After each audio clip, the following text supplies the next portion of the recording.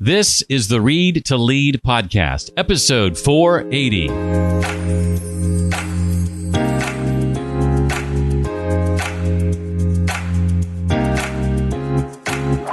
The cost of turnover is significant, but it's small compared to all the operational costs that come with high turnover and people's inability to focus on the job because they're paid low and they have all sorts of stress in their lives.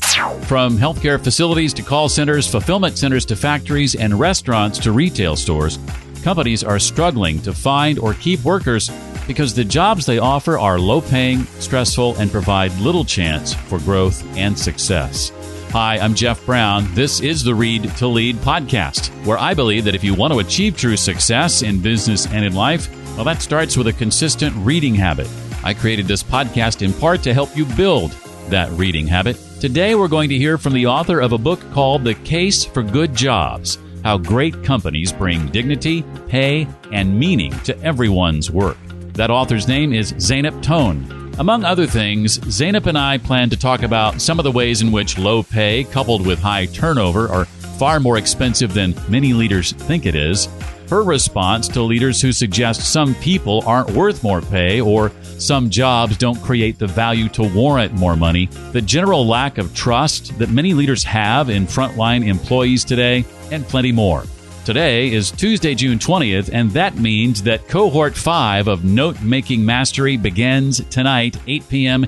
Eastern Time. You still have time to sign up for this fifth iteration of a course I first launched just over a year ago. If you have difficulty effectively capturing your notes, knowing what to write and how much, and find that your notes are often of little or no use to you later, or your notes are siloed inside various note capture apps and hard to call upon when needed, or you do a good job of capturing other people's thoughts from the content you consume, but those insights never seem to evolve into ideas all your own. Maybe you've got numerous notebooks filled with handwritten notes that are difficult to organize, with ideas among them that are impossible to connect. Or you can't seem to ever get to creating with your notes and implementing on what you've learned. Well, in the Note-Making Mastery live cohort, you'll learn a 4-step process to better note making, which I believe is the next level of note taking. You'll learn how to better collect and capture your notes, what to write, how much, what tool to use and when, how to better connect and organize your notes so that you can easily and effectively find them later, how to better crystallize, develop, and distill your notes so that your unique response to the inputs, your own ideas and insights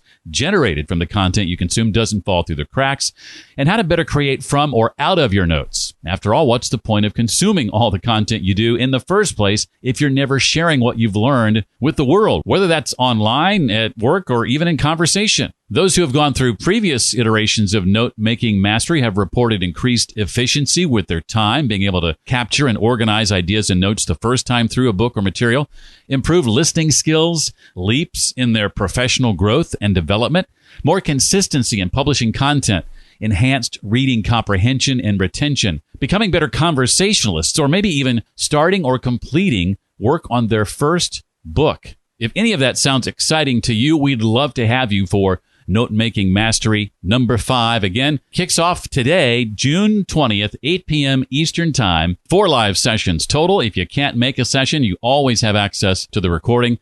For more information, you go to this website, jeffbrown.me. How easy is that? JEFFBROWN.ME. jeffbrown.me, and I'll see you for Note-Making Mastery. Zeynep Tone is a professor of the practice in the Operations Management Group at MIT Sloan School of Management and the president of the nonprofit Good Jobs Institute. Before MIT Sloan, she spent 7 years on the faculty at Harvard Business School.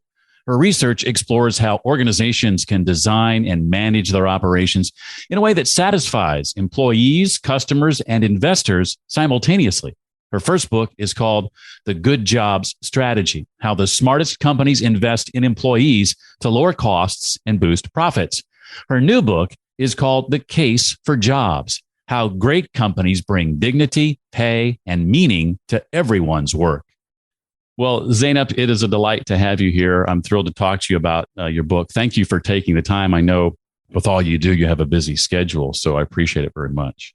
Thank you so much, Jeff, for having me. I have to start with a personal anecdote. I learned yesterday that you're from Turkey originally. Yes. For the last 2+ years, my mother has fallen in love with the Turkish culture, so much so that she's at 81 teaching herself Turkish. Oh, I'm so happy to hear that.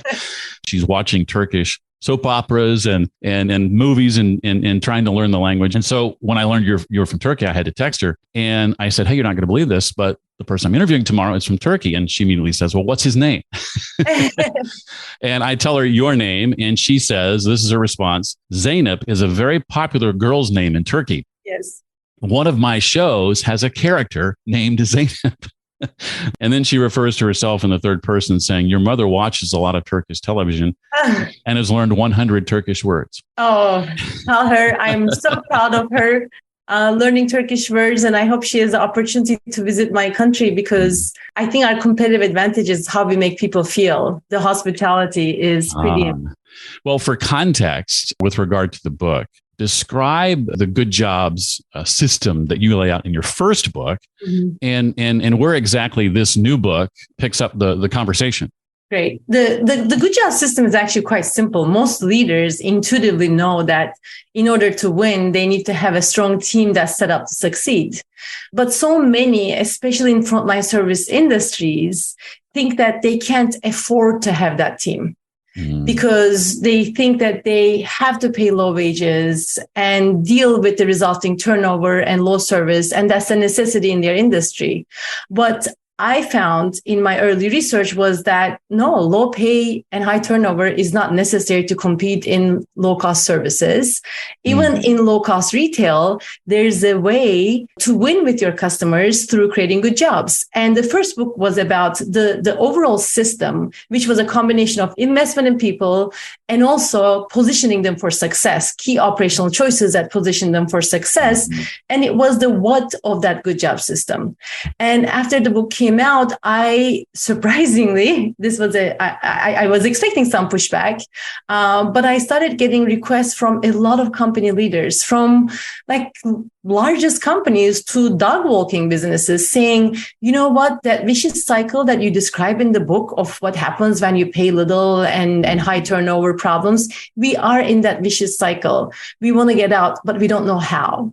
And so this book, after 8 more years of work, this book is on the why of the good job strategy or good job system. I call it system now to emphasize that it is a system. It's not just one or two things, right, and how to implement it in your organization.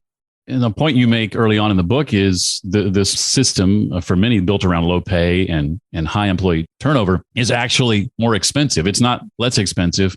It's more expensive than leaders think it is, isn't it? Yes, it is really expensive to operate with low pay. And I knew it was before when I wrote the first book, but I learned that it's even worse since I started working with companies. So let me walk through some of the costs of low pay.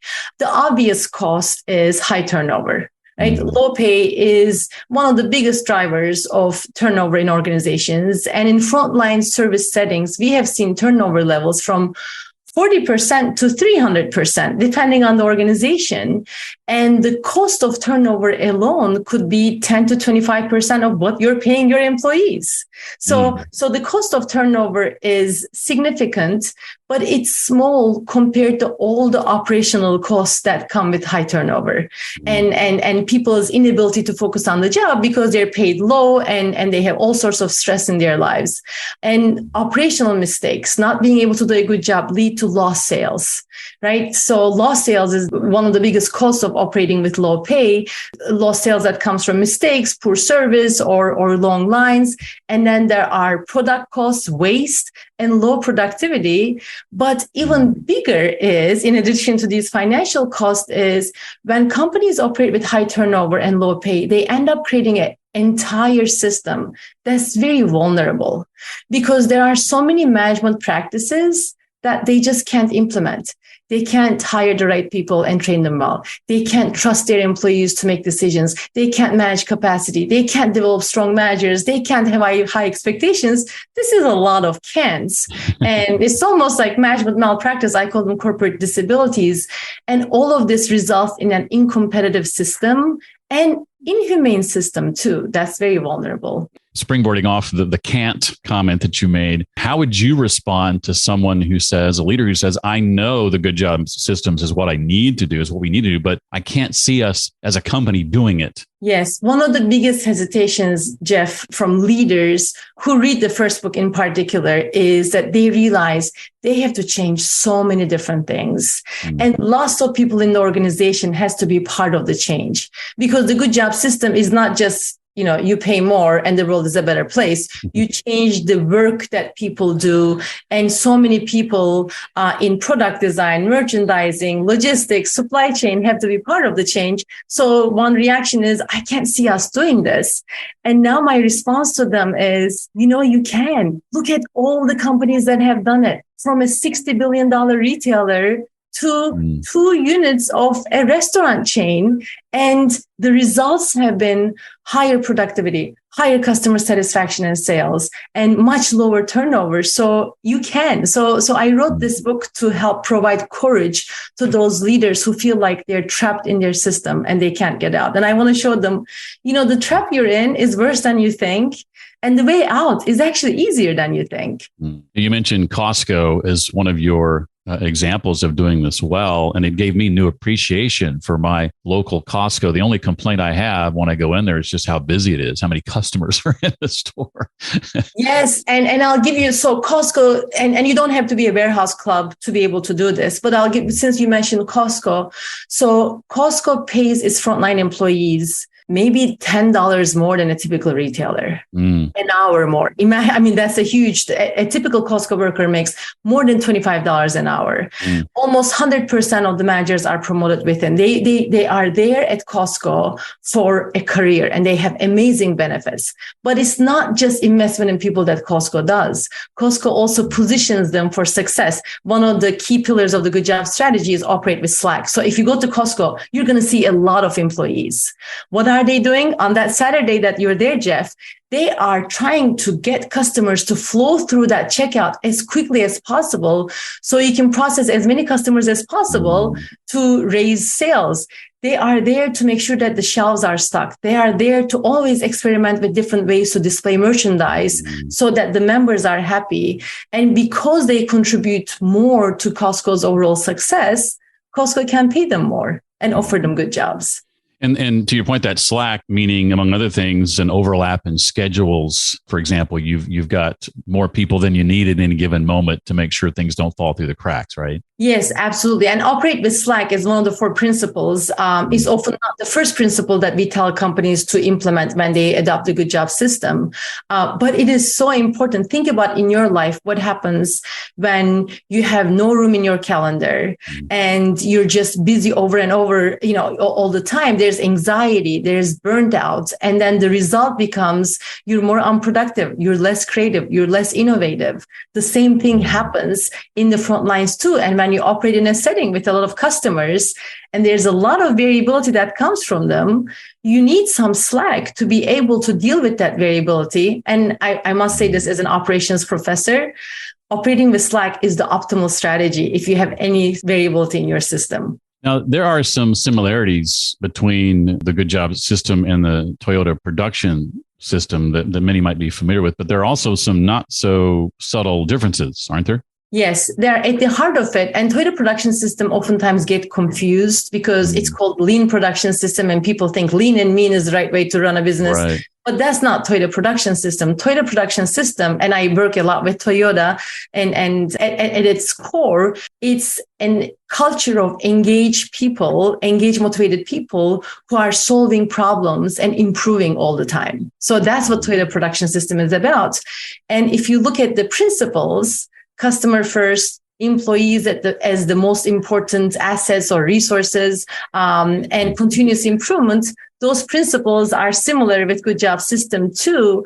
One of the key differences is that Toyota production system requires amazing competence. So there's the just in time, and Jidoka is identifying problems. And they're like the Michael Jordan of problem solving. Like Michael Jordan of problem solving one at a time. And in the good job system, you still solve problems, you still involve your people, but it doesn't require as much technical competence as Toyota production system requires. I often tell companies, if you want to implement the Toyota production system, do the good job system first, because it provides you the stability that you need to be able to get to that high technical difficulty of one at a time problem solving. Good point.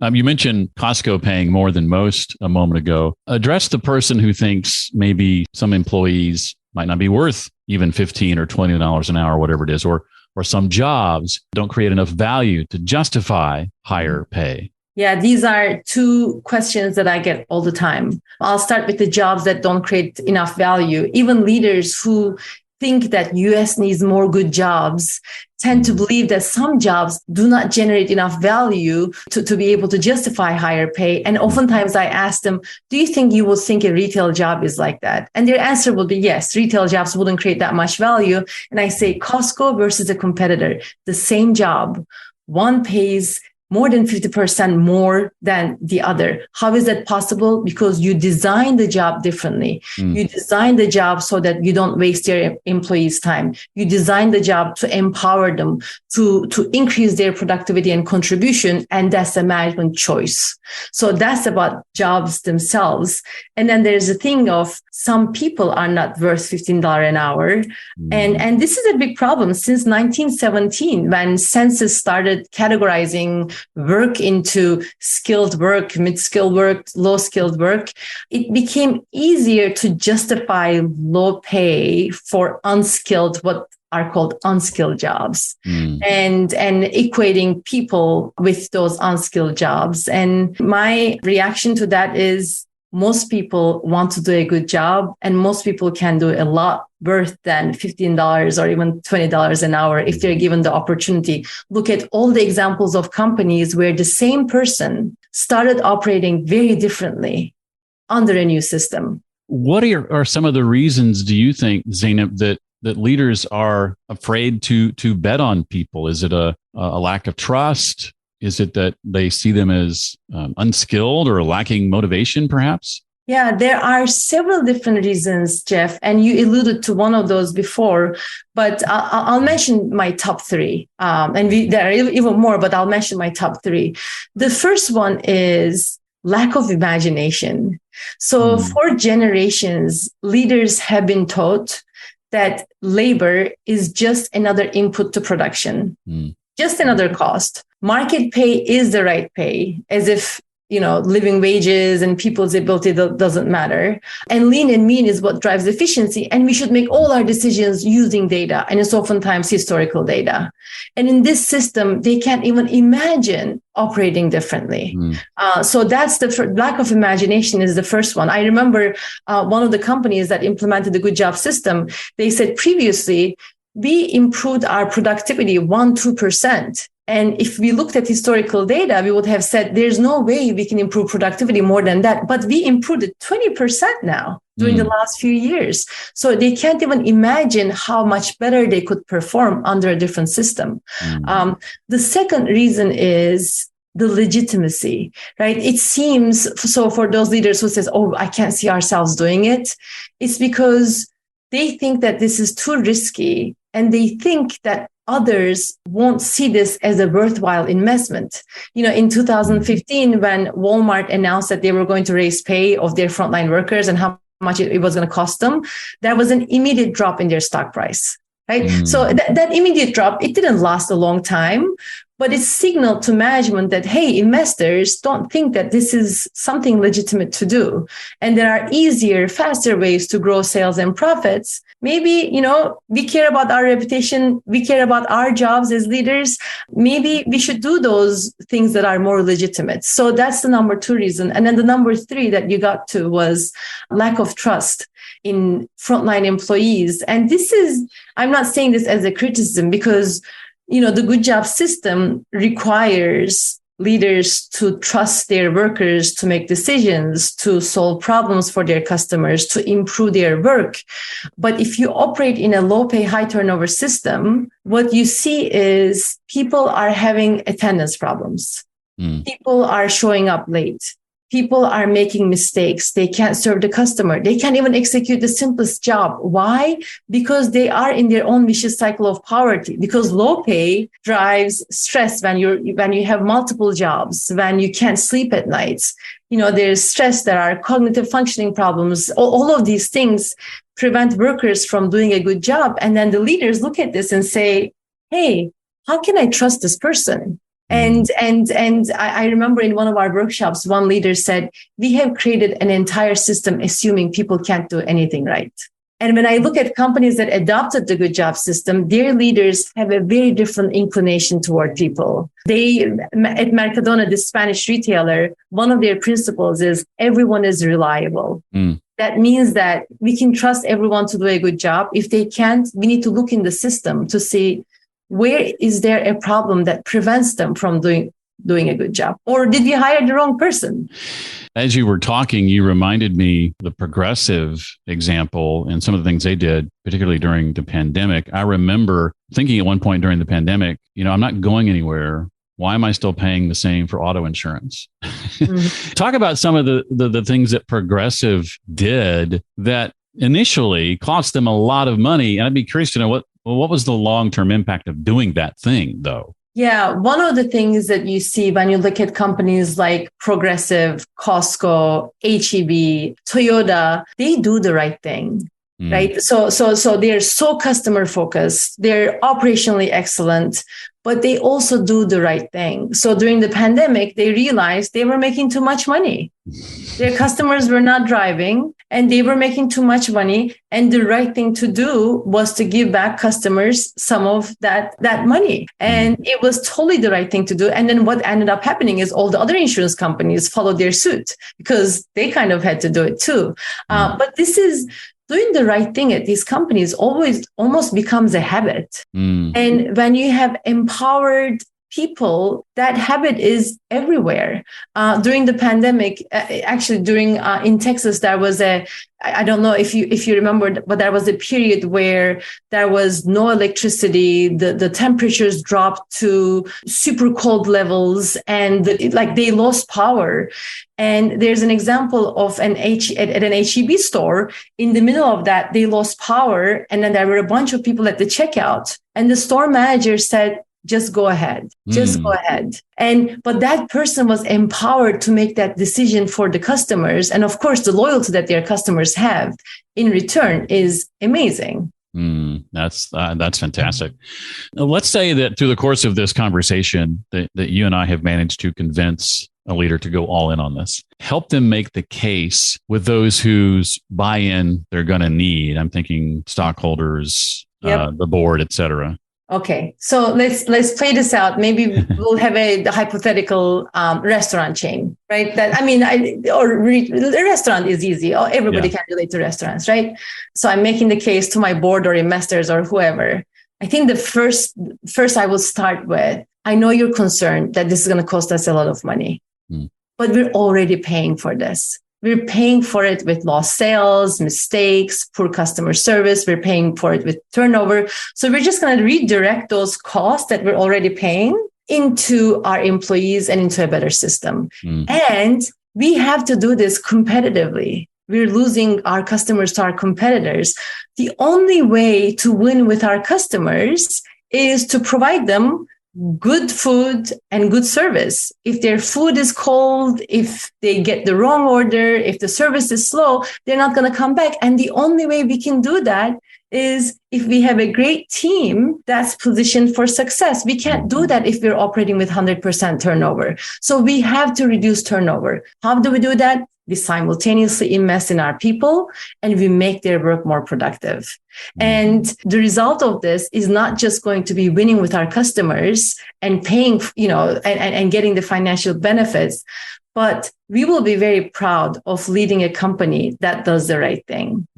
Our employees are making poverty level wages. They can't get by. And I know you don't feel good about that. I don't feel good about that. And this is our opportunity to improve lives of people, to do the right thing and the smart thing. That's my case. Great job laying out the case. I love that. Well, you end the book on momentum. Once the ball gets rolling and things start to click and ebb and flow, what tweaks are we as leaders going to need to make? Yes. So the first thing is to create urgency around this, right? That competitive case that we must do this to be able to survive, to be able to grow our business, and align different functions in the organization together. Because for this to work, functions like product design, logistics, supply chain, marketing, sales, they have to be involved because their decisions affect the work that frontlines do. So the first thing is align these different functions, bring urgency. And then the question is, well, in a system change, when we have to make so many interrelated changes, what change do we make first? Right. So first, let's start making those big changes that will get us out of the vicious cycle that we have been operating in. Those big changes are investment in people. So let's increase pay as much as possible, get people as close as possible to a living wage, create career paths, more stable schedules. But to be able to pay for those pay increases, we also need to be smart about how we reduce their workload, make their work better so that they're more productive, so they can generate more value and serve the customer well. So the first set of changes has to be, for this to work, the reduction of workload and workload variability and investment in people. And that gets the momentum going, because now we start reducing our turnover. Now we start serving our customers well. Now we start having better performance, and better performance enables us to further invest in our people. Mudway, a small chain of pet stores in Northwest, now pays their employees a living wage. That's not where they started. They started making 50 cents an increase every 6 months, but that momentum got them to a living wage. Sam's Club, a huge retailer, started with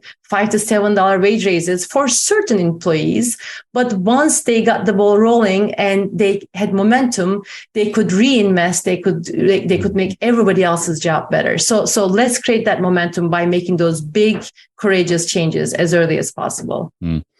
What, Zeynep, have I not asked you about the book that you'd love to make sure that we walk away with or know about? You asked me great questions. So I think we covered so much. One of the things that I would love to include is, one surprise that I've had during the last 8 years now of working together with companies is I thought there would be more pushback, but people at all levels in the organization are genuinely interested in this system change. Right? System change it seems daunting. It seems very hard to do. But so many people, once they learn about their status quo and their role in creating that status quo, nobody likes paying unlivable wages. Nobody likes making the work of frontline employees miserable. Nobody likes disrespecting people. Nobody likes to set them up for failure in front of the customer. So what surprised me was how many people at all levels want to pursue this change if their leader lets them. Well, I know that you mentioned Jim Collins and Good to Great and some other books in your book. Over the course of your career, what have been some of the books that have been most impactful to you? Yeah, I think I did my doctoral work in operations. My background is operations, but one of the first books that really changed my mind was Made in America, about the 1970s, 80s decline in US businesses and compared to Japan and Germany, and why are we falling behind? And that showed me that, wow, it's not some country level things, it's management that matters. So that book, along with the work of Edward Deming, his quality book, The Machine That Changed the World, those were, from a professional point of view, very impactful. From a people point of view, I read this book called Rivet Head about a factory worker and their experience working at a GM factory, where they are paid well, but their job is designed for robots. I mean, it's mind-numbing job and all the problems that happens. So that was eye-opening. And then Evicted is another one that just got to my heart. It's about, people being evicted and what led them to that situation. It's a fantastic book. I'm curious to know, as a professor and an author in particular, the systems and strategies you use when learning new things, coming across new ideas, things you want to save and remember. What are some of the things you do to make sure that knowledge doesn't get lost. And I'm asking this question almost selfishly because I lead an online cohort called Note Making Mastery, where we study what are the best ways to capture, to collect, to connect and organize, to distill and crystallize what you've learned, and then ultimately take these building blocks and create with them. So what are some of your methods for trying to make sure that the stuff that comes in your head doesn't forever leave if you don't want it to? I think one of my methods, and I'm not sure if I'm a role model for this, to be honest, but one of my methods is not to have my phone with me. So that I can focus on the conversation. I can hear what somebody is communicating as well, and focus on that. I always carry a notebook with me, always, and write things on my notebook, the takeaways. And some of those I end up translating into my computer, but not everything shows up on my computer. Some of the highlights. Yeah. Everybody's different, and I find that when it comes to writing things down, actually physically writing them down, studies show, the science says that we're going to be more likely to comprehend what we've written down or remember what we've written down, retain that information. So nothing wrong with analog tools at all. You may not see yourself as the poster child for this, but nothing wrong with those methods because they're methods that are going to stick, right? Yes. No, it worries me when my kids are so much on their iPads or computers. Devices. Yeah. I'm like you, though. I have my phone here during this conversation just so I could read my mom's texts to you. Just so you know, I normally don't have the phone in the room.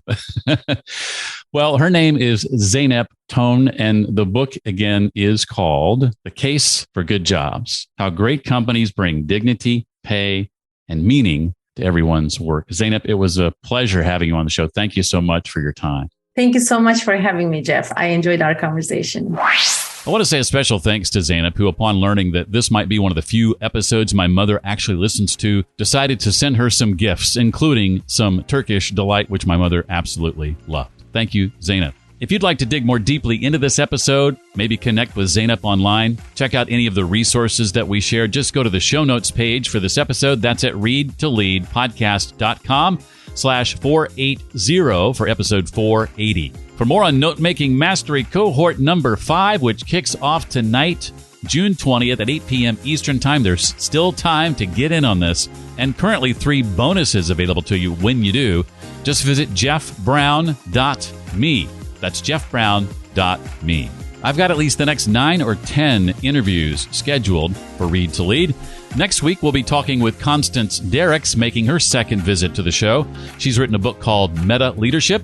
And then on the way, it's Stephen Van Cohen and his book Connectable, Richard Schotten and the Illusion of Choice, David Burkus and Best Team Ever. Brian Orr has written Unconformed. Paulina Popliano has written Hidden Genius. Winner Sells All is from Jason Del Rey. Matt Abrams has written Think Faster, Talk Smarter. Your Future Self is from Hal Hirschfeld. And On Brand by Eliza Licht. Those are the next 10 authors and books we'll be featuring here on the show. I'm looking forward to that. I hope you are too. Well, that's going to do it for this week. Hope to see you next time. Until then, remember, leaders read and readers lead.